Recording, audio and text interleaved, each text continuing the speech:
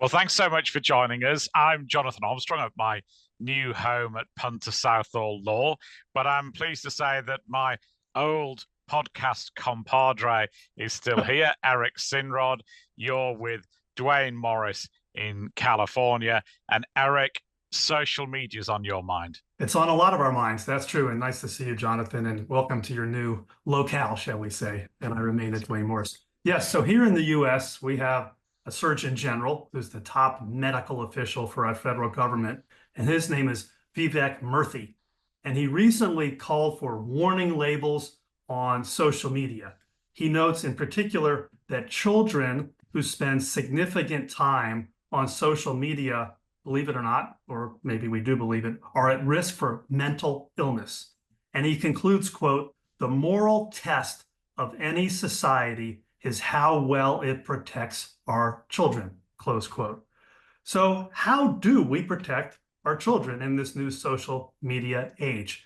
Murthy recognizes properly that a warning label is a simple solution, Jonathan, to a very complex problem.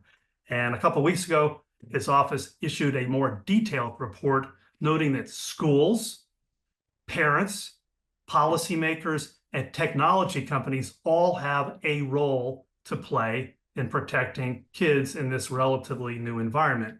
And of course, a really long-term solution, I believe strongly, is education. There also could be a role for prohibitions. Smartphones, for example, have been banned in some schools here in Fresno, California. Actually, it's not here. I'm in Northern California. That's in South Central.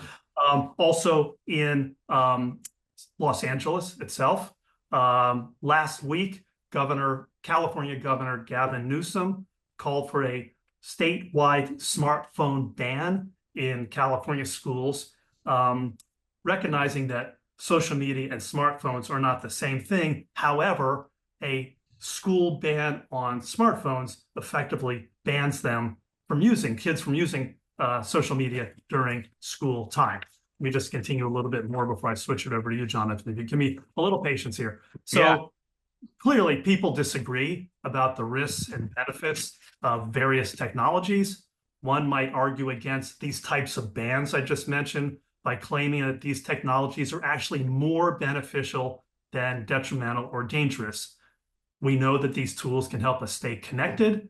We can access the news, we can conduct business. And of course, these tools, on the other hand, provide instant access to cyberbullying, exploitation, scams, disinformation, and many other things. Is there some truth to the claim that smartphones and social media are not the problem? We're blaming the tools, but it's really how they're used. It's kind of like the argument in our country that guns aren't the problem, it's how people use them. Well, when it comes to social media, it can be relatively insidious. We do recognize that social media can be useful specifically for kids. It is how they often socialize, organize clubs and teams, and how they communicate with each other, and even with their own parents. And smartphones can be used successfully in education when used properly to access the appropriate information. So we're talking about various things, social media and bans. And so a ban we talked about could take away some of these useful tools, and even a ban only prevents access to social media during school time, not after school. So winding this up, I really do think it comes to education. Teenagers in our country, and I'm sure in yours, they must train and study and pass a driver's ed test to be able to get behind the wheel of an automobile. Even earlier, there's mandatory sex education in schools. Well, don't we think there should be actual training in schools and otherwise for kids in terms of the risks and how they can properly navigate this new social media world and how to use their smartphones? And they really need to know in advance about the potential for cyberbullying, peer pressure, the bandwagon effect, the power of misinformation, exploitive algorithms, etc.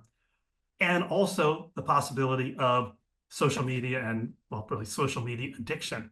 If we've watched The Social Dilemma, maybe you saw that on Netflix, but there are books about this too. There's a lot of social engineering that some would argue purposely causes one to be have an excessive habit Yeah. and need to get their dopamine hit to go to their phone to access social media. So that's a little bit for you to chew on, Jonathan. What do you have to say to me? I think it's a real challenge. I think maybe about 10 years ago, I did a pilot project just on what you suggested, a voluntary driving test before kids were allowed to use social media. It was called Accidental Outlaw. It was funded by the Nominate Foundation, an internet-based charity over in the UK. And we got some really interesting results from some pilot projects that we did. And I think you can improve the behavior of kids and teenagers by education. I speak to you about 4 hours after Keir Starmer became the new prime minister. I think it's certainly something that he looked at when he was at when he was director of public prosecution. We had new guidelines, for example, for prosecutors on online abuse on his watch after the abuse of Tom Daley, the Olympic diver, and I'm sure that that's something. I'm not saying it's a 100-day priority, but that's something that the new government, I'm sure, will be looking at. I know that they're also looking at the right to disconnect in a corporate environment. So there's a perception that many employees, particularly those who work in Europe for US corporations, have their days extended by this requirement or this desire to be always on to answer emails from colleagues. In some parts of Europe, formal rights of disconnect are proposed and in some cases implemented, where you can't send emails to employees when they're on vacation or holiday, for example. You can't send it after certain hours. The Labour Party, now the Labour majority government with a significant majority, is looking at things like the right to disconnect. I think it'll be a more informal arrangement. It will be suggesting that employers and employers work out codes between them, so a sort of quasi-voluntary code initially. But I think in the corporate environment, that's interesting. And then I think one of the other things that's maybe worth touching on is how some corporations have been the victim recently of what you might call social media related scams as well.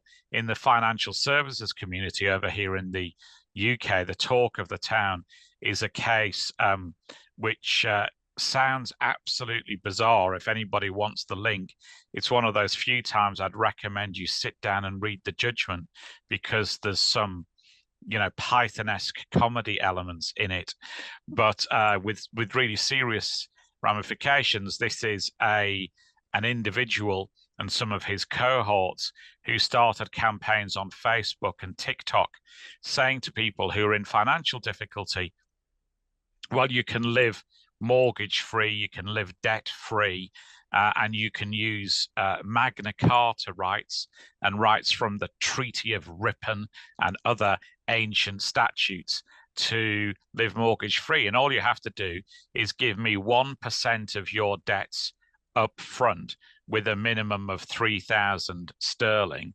And then you have to pay court fees, possibly pay legal costs, etc., etc. He got more than 200 people to sign up. We don't know the exact number. We know that the courts have seen 200 who've actually paid their court fee money and showed up at the court with it. And needless to say, there was no truth in this. But a lot of financial institutions have gone to significant expense, I mean, big expense, defending high court proceedings against that they're a sort of offshoot of the freemen of the land movement, who believe that they're citizens with all sorts of strange rights which relate to Magna Carta and the right to name yourself as a ship under Admiralty law, etc., etc. And all of this sounds somewhat incredible, but I think one of the dangers of social media is Facebook has these bubbles, often aligned to strange political parties, which again we've seen lots of in the last couple of days here. that have these, that sell these dreams, and they prey on not only victims but also corporations. So corporations have to jump in early to get rid of these claims and monitor their presence and look out for these things. Otherwise, they run away with themselves. So I think you're right to highlight social media being dangerous in all sorts of ways. And I guess for corporations, it's vigilance and it's training. And for parents, it's probably the same as well, isn't it? Yes, I mean, obviously, as you point out, the problem, I started talking about the children, want to Yeah, protect children, but it comes up in so many contexts, like you just mentioned. I'll just say a couple more things just in the interest of yeah, time. In terms of self-monitoring, or parents for children, but even for we adults, on our own devices, some devices anyway, we can actually put time limits on how much we can be on a certain social media page. For example, you will only be allowed to be on Instagram so many minutes a day, and then you're timed out. That's it. So if we can't control ourselves, maybe we can have our technology by our own direction help us. I'll lastly point out that I am in the San Francisco office of Dwayne Moritz, hence the Golden Gate Bridge right behind me. I did take that picture recently. There we go. fantastic. So I guess all that remains is to thank people for watching or listening. If you've got any views on this topic, then contact us via social media. And, and you can do that on LinkedIn, or you can find both of us on you're still on Facebook. I'm on Twitter, which I refuse to call X, but do connect with us. Let us know your thoughts, and we'll put the contact details on the YouTube version of the site, and in the LinkedIn group, just search TechLaw10 in LinkedIn groups. And I guess all that remains is for us to give our email addresses and say goodbye to the nice people. I'm jonathan.armstrong@puntersouthall.law. I am, excuse me, ejsinrod@dwaynemorris.com. Jonathan, I hope you're watching Wimbledon. It's going strong right now. I am. I was sad to see Andy Murray out last night, but there's still quite a lot of interest here. And I don't know how she's done today, but I did see Emma Raducanu at a tournament a couple of weeks ago, and she looks like she's returning to the form that brought her success a couple of years ago. So, yeah, tennis is on my horizon. Thanks for asking, Eric. Good. Well, cheers. Nice to see you. Thank you, everybody, for joining us. And we'll be seeing you soon, and keep sending us topic ideas. Take care. Speak soon. Bye now.